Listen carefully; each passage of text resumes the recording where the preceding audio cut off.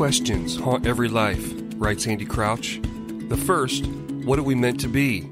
The second, why are we so far from what we're meant to be? Hello and welcome to Restoring the Soul, a podcast dedicated to helping you close the gap from what you're meant to be and what keeps you from being all that. I'm your producer, Brian Beatty. Thank you for listening.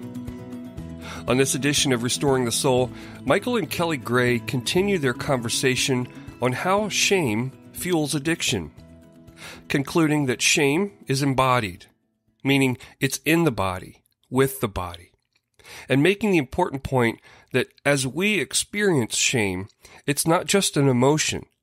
It plays out in our nervous and cardiovascular systems along with fear and anxiety. Now, before I hand it over to Michael, I wanted to say hello and thank you to our new listeners. We're glad you found us and encourage you to spread the word about the podcast. Let others know that we're here. Also, take a moment to leave a comment or review at the point where you receive the podcast. Restoring the Soul is a grassroots effort that doesn't have huge marketing dollars to get the word out.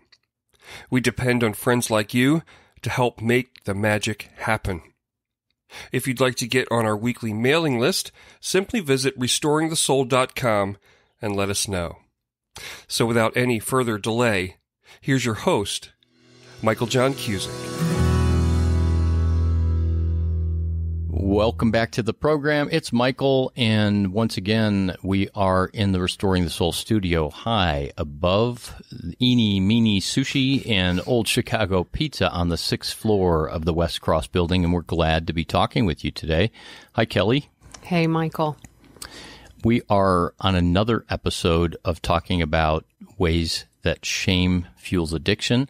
Last time we touched on how shame creates distance and disconnection, and how that disconnection opens us up to seeking out a relationship with a person, substance, or process that doesn't really require anything of us. And this big idea today is that shame is embodied.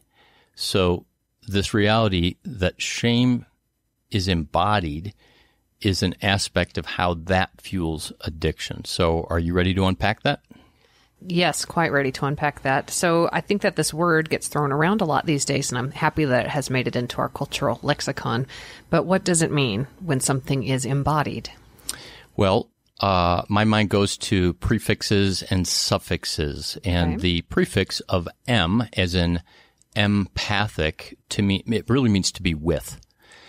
And embodied is with the body or in the body or alongside the body. And that's not to say that it's outside of us. But it's the idea that as we experience shame, that it's not just an emotion that floats around us, or as we think about emotions as it's in this kind of invisible spiritual heart, that shame is something that plays out in our nervous system. It plays out in our cardiovascular system. It's embodied where we can experience a racing heart, dry mouth, blushing. It's really common for me when I feel shame to feel heat rising up to my face, jittering or shaking. And then the classic response of fear or anxiety, which is really a state of hyperarousal of our nervous system. So shame is when something gets triggered, and whether it's the exact same part of the nervous system or not, that we feel a sense of threat in that exposure, a sense of danger. Sometimes people will have a feeling, and I talked to a friend about this recently, and I was saying, what was that like for you when there was this moment when I'm feeling exposed? And they said, I just wanted to run out of there. Mm-hmm. So again, it's not an emotion. It's how this experience of exposure kicks in something in our body, and we want to fight or flight. We want to flee or push against it. And back to this idea that we get big or we become small. It really is an excruciating feeling. I mean, it is physically kind of torturous. And I've said it has to be, it's hell. I mean, it feels like you're burning up. You're burning alive, but you're not, but it's never stopping. The flames are unquenching. They just burn and burn and burn. and it hurts your nervous system so much. And so our minds really race around, how do I stop this? How do I make this go away? And hiding is usually a pretty fast thought that gets supplied. Gosh, I can't help but take what feels like bait, not from you, but just conceptually, when you're talking about flames. Mm-hmm. And if we looked at the idea of a literal hell, mm-hmm. that would be a sense of flames, of incineration, mm-hmm. but that fire, metaphorically in the Old Testament, is really a picture of shame, and how hell, on an experiential level, not a literal level, is the sense of shame and exposure and isolation and disconnection. And therefore, shame is the experience of not being with God and in his love. Now, that is not true for the one who is in Christ, that we can't be separated from God. But the feeling of shame can absolutely make us feel that way. And even if we know in our head that that's not true, it's a classic example of the body keeping the score, mm-hmm. that our nervous system tells us truth that overrides the truth that might be cognitively inside of us. Right. I want to read a quote from our friend Kurt Thompson, who has been on the podcast before, and I alluded to his definitive work on shame. And he writes, that book is The Soul of Shame. And in there he writes, one of shame's primary characteristics is its isolating effect, intrapersonally and interpersonally. Interpersonal isolation impacts us neurobiologically, which is like oxygen that addiction needs to breathe. I just want to take a second and unpack this because we're talking about shame and addiction. So last episode was about distance and disconnection, and so he says that it isolates us. But here's the bridge to today and the embodiment. When we're isolated, we don't have access to the love, the care, the presence, the support, the compassion, all of those things which are representative of love, which actually impact us neurobiologically. This whole field of interpersonal neurobiology, which is part of what we do here at Restoring the Soul and the lens we have, it says that on a neurological basis, we get our needs met. So the infant receives the gaze of the parent who looks into their eyes and at their face and smiles and is sing-songy, and that gaze and that presence brings a soothing to that infant, to their nervous system. And that infant doesn't say, Mommy or Daddy has a great voice, and I love their blue or brown eyes. That infant, in their nervous system, reads what's happening interpersonally, and their nervous system can rest and relax. So when shame comes, the distance is created. It has a neurobiological impact where shame can have more and more power because we don't have the resources either within ourselves or in that relationship where the other, the caregiver, the one that loves, can reach to us and give us a sense of what we need. Would you call shame a traumatic experience? I haven't ever thought of it that way, but I would say it is. Let's define trauma. Trauma is any experience, event, or environment that overwhelms our system and leaves us without resources to cope. That's a real simple definition, and therefore, shame overwhelms our system. The moments that I go through my life where I think this was a moment of shame that has buried deep inside of me, that was overwhelming. And I would have done anything at that moment to make it go away. By definition, shame is leaving me without resources to cope. Totally. I'm on my own, and I'm alone because I'm unworthy, I'm inadequate, and I must either be bigger or smaller. So yes, shame is a trauma.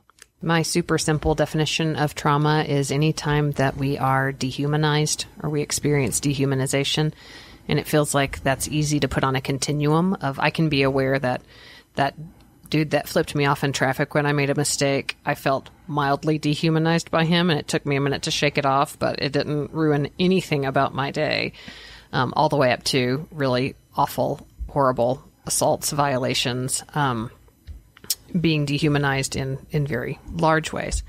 But so when you say it leaves us without resources to cope, that just really sounds like quite an opening for an addiction to come in, because you're looking around for your fig leaf, anything outside of yourself to cope with that overwhelming experience that you have been through.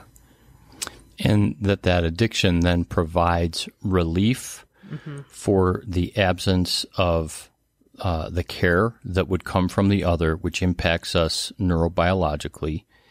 And that addiction also seems to close the gap of the distance and the disconnection while medicating the pain or helping us to avoid the pain. Here's another quote from Curt Thompson, and then I want to ask you about a recent experience on a farm, because I think this is connected, even though it's funny and tragic. Curt says, and think of this through this lens of shame is embodied from the soul of shame. The emotionally nauseating experience of shame is in a continual two-partner dance with our addiction, each first leading and then following the interpersonal and neurobiological steps of each other. If someone were to ask me, how do you heal from an addiction? Somebody recently did ask me this, and I said there's two words: relationship and regulation. So as Curt talks about this two-step dance between addiction and shame, relationship is I will find a way in a 12-step group with a therapist, by confessing a sin, by confiding my wound or my brokenness or my trauma, I will find a way to close that relationship gap. Because shame has said, get out of relationship, don't trust being naked and unashamed, and there's distance and disconnection. So relationship closes that gap, and it begins to give that interpersonal neurobiological sense of safety. The regulation, regulating one's nervous system, are learning ways, tools, techniques, practices of self-care to help us live in a way where we can be present within our own body, where we can live within, we talk about this a lot, the window of tolerance, where normal emotions of life, the ups and downs, can keep us in a relatively grounded place. Relationship and regulation. And really, as those two intersect, that helps with this whole aspect of embodied shame. How I see that, I totally agree. How I see that is the old biblical language around the natural man versus the spiritual man. I will say that the natural man, I feel like what is being referenced there is just the autonomic nervous system, and that something gets triggered and that we make very, very fast fight or flight responses. And that's the sympathetic nervous system. But we come up with these fast answers just to make it go away as quickly as possible. And that it takes this extra work of observing, of owning, of confessing, and not like in a shame-based way, but just in I'm going to name what I'm struggling with here, and a surrendering to move forward and find a new way. So to be able to go and get that, the relationship and the regulation that you're talking about, it's extra work. And that is such a narrow way, and few who find it, because we just want to stay stuck in those automatic responses to covering and dealing with our own pain. It is hard work. It is a narrow way. But I believe it's the way toward integration, where we don't have to have a part of us that is wounded and feels shame and isolated and distant that can't be integrated into our life. And so people might say, I want to be a person of integrity, or I want to be holy. You can't have integrity in the deepest sense of that word and be holy if there's parts of us that are unknown or relegated because they're somehow unacceptable because of the shame or the pain. And so to go after those yes. parts of us is the pursuit of wholeness yep. and holiness and integrity. It's an intentional work. Absolutely. Thus, the invitation from Jesus of come follow me yes. to the cross, to the pain, yep. to what you define as life. If you're willing to let go of that, then you're going to find life. And for me, that's often not that I need to sell everything and move to Africa because Jesus is saying that's my cross. The giving up, the letting go of my life is what I believe to be the safe route, what I believe to be the way that I can function and be self-sufficient. Like, I don't want to go there and dig that up. But what if Jesus says, dig that up where you'll be out of control, where you might not know how to manage it, where it might feel overwhelming, and you're going to find something that is a lost treasure. My yoke is easy and my burden is light, whereas the burdens of my flesh, of my shame, of my dysfunctional ways of trying to solve my problems and cope with them, that is actually so extremely exhausting and heavy. So we think it's going to be so much harder, and people so often find, oh my God, I feel so good. I feel so free after just naming that and saying that out loud. Do I have to talk about the farm? Yeah, okay. Tell us about what happened in the state Wyoming. North of Colorado. Okay. I will tell in the context of shame. So I have to start the story the day before. We had gotten this really cool invitation to go to a cattle ranch with some friends, and it was my friend's parents' working cattle ranch, and I spend just a lot of time in Denver and in the suburbs, and so I was so excited to go and be on this farm with all these animals. I got invited to do a cattle drive on Friday, the day after we got there. I am riding my horse towards cows, and they moo and run away from me. They're so scared. I'm super powerful, and so I finished this 4-hour experience, and I'm like, I got this. And so then the next day, I'm standing around outside talking to the moms and kids, and some sheep start pouring out into the driveway. And so I have this, I now have ownership at this ranch, and I say, what are the sheep doing? Oh no, they have escaped. And I said, do we need to catch them? And they said, yes. And so I'm a sprightly 42-year-old, so I took off running. And I try to cut this sheep off, and my deep assumption is that she's just going to see me and be scared of me and turn around and come back. Well, I kind of lunged to put my hands in front of her face to make her turn around. And that huge pregnant sheep tries to jump over me, and she ends up kicking me in the face with her hoof. And I hit the ground, and I am bleeding. And I mean, there are probably about 20 people scattered about this ranch working. And the shame voice says, you dumb muggle, you thought you could handle farm animals, and look at how you got schooled. And so everybody was so kind, and it was super embarrassing, but I felt lots of shame feelings. And it caused some real damage for you. It broke my nose, and it blacked both of my eyes.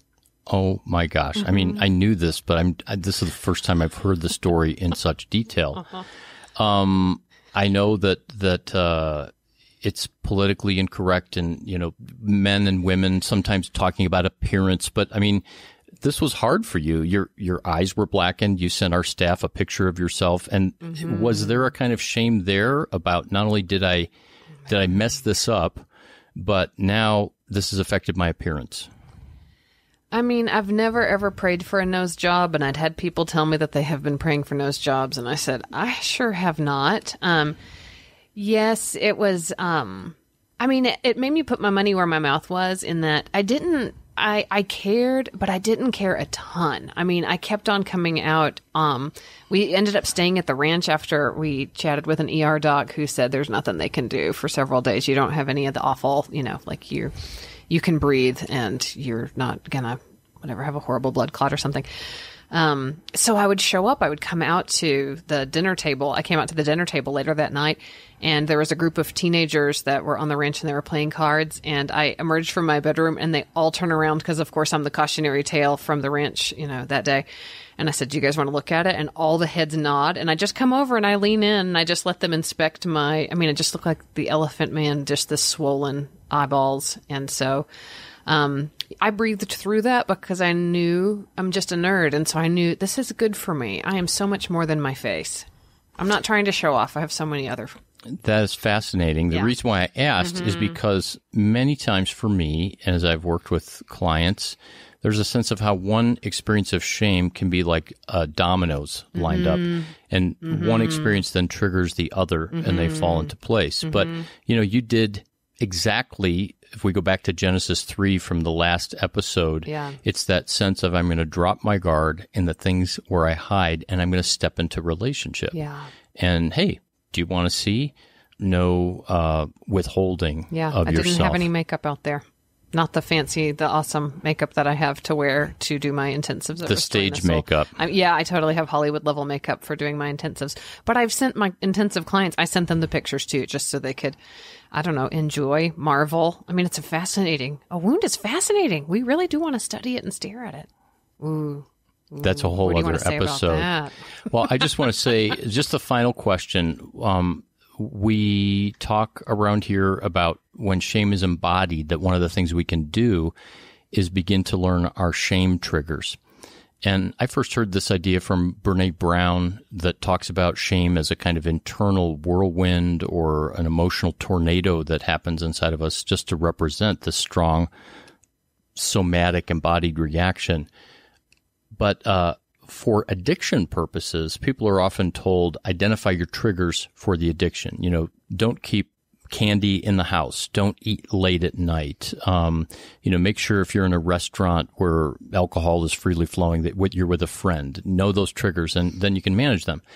And what I've found is that very often learning those triggers is not successful toward sobriety or freedom. But when people identify their shame triggers, what is it that elicits that embodied flood, that internal whirlwind, that then they can say, oh, this is why I would turn to this substance, this behavior, this process, or this person, because it's really to ameliorate the shame. Everyone who comes in for an intensive gets this bonus information of tracking their emotions in their bodies, because it is, as we've learned from somatic and sensory motor therapy, it is this amazing backdoor of information to your emotional world, and that we often have very automatic reactions to the physical the physical feeling of our shame, and then we begin our behaviors that might not be super helpful to us. So when someone can say, it feels like a bomb goes off in my chest and my neck and my face gets super, super hot, I can say, great. I'm sorry, but great. Be present with that and watch those sensations move through you. And the act of watching them move through you is really keeping you out of acting them out in some way. And then you discover that, like Dan Siegel teaches us, even the most powerful emotion will dissipate fairly readily if you just allow yourself to observe it, breathe through it, let the flow, let it go. I love that the word emotion is mostly the word motion, that it's just trying to move through. It's trying to go someplace. And so you really can breathe through your shame, and then you can get to the other side of it and see a little bit more clearly and make sense of what makes most sense to do next, rather than just have a trigger off, a cascading set of events of just trying to make yourself feel better and get away from the experience of it. Yeah, that cascading is actually a better word than the picture of the dominoes, because a lot of people go, what are dominoes anymore? That's a pizza store. But the cascading effect that, one ripple causes the other. Let's end on this. In Surfing for God, I talk about a principle of self-care, what I call the soul care cycle instead of the soul snare cycle, urge surfing, which was coined by a professor at the University of Washington that worked in addictions. And urge surfing, he came up with this metaphor because he was with his family at the ocean, and he and his kids were, in the waves playing, and they would, be 100 feet out, and the wave would come, and they would try to go into the wave and get past it, and the wave would just wash over them with the breakers and the white water and, twirl them around upside down. And he said, it suddenly came to me that if I turn and let the wave lift me, and if I surf with the wave, it's not going to put me in this place of turmoil, turn me upside down, have me coughing and spitting. And so we could speak of shame surfing instead of urge surfing, because the context of that was addictions. But this shame surfing really bridges the gap between how shame fuels addiction, and to be conscious and aware. And in the book, urge surfing, and what we're going to call now shame surfing, is the acronym OFF. And the O is to observe, to observe the physical sensation of the shame. Where do I feel the shame? Well, for me, it's often a burning nausea in my stomach. It is a dry mouth and red face where I feel warm. So I simply observe that. And specifically, you can close your eyes and observe it and focus on one particular sensation. And almost like a telescope where there's a circular view of something, you're just closing in until that telescopic circle is like the size of a pin. And you observe in this very focused, narrow, particular way. But while you're observing, it's no longer shame. It's this pinhead size of sensation. And what that does is it dismantles the power of shame. And as you said, if you simply observe, focus, that's the second F, just focus on that small sensory place. And then the F is follow up. Just observe, focus, follow up, observe, focus, follow up. And if you do that for 2 to 10 minutes on the high side, as you said, the emotion will pass. And once that embodied flood that comes over us, that internal whirlwind dies down, we can often say, oh, that was the voice of shame telling me I'm worthless. And that's what my body is screaming to me, but I know otherwise. And then you can say, here's what's true. I'm beloved. I am fearfully and wonderfully made. I am sufficient. And so let's wrap up on that.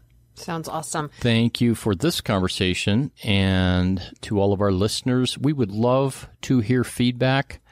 You can give feedback on iTunes or on any of the other podcast platforms. Oftentimes these podcasts are they're wonderful, but they feel like a one-way relationship, and we want to shape the program and talk about topics that will be helpful to you. So please do check in with us. Can I say one last thing about shame? Please. It is an absolute lie that it won't pass without using your substance, that the shame won't pass unless you use your substance. It is such a hard thing to stare it down and use your off method at first, and then you get totally hooked on that because it is the most amazing way to release your shame without any additional regrets piling up.